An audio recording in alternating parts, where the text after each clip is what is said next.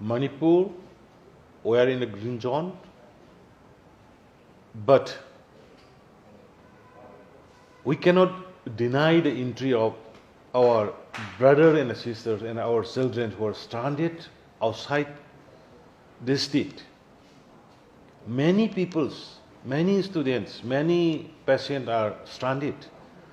So when we bringing them, these positive, 2-3 positives comes found amongst the returnee in Manipur, which we cannot deny. We are also expecting some more too, because many stranded peoples from the orange zone, even including from the red zone, are returning, which we cannot deny and we cannot stop.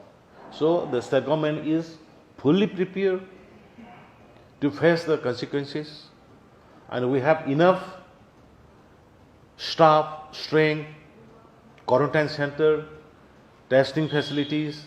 We are going to test one and all whoever returned from outside the state. There is no such kind of advisory from the state government. We are not asking anybody to come, might be nurses, doctor.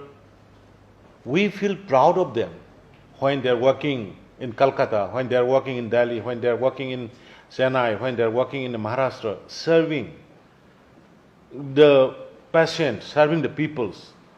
And we, state government, has already declared that we will compensate and we will reward them when they go for the treatment of the COVID-19 infected patients, and the state government is totally and fully behind them, and there is no such advisory calling back them to the state.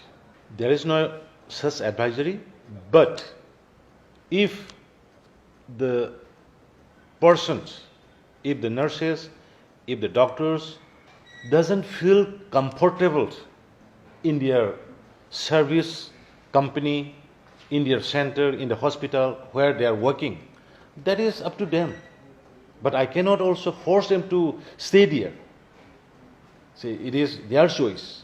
If they are not comfort, if they have been victimized, they have been discriminated, then we cannot force them to stay there.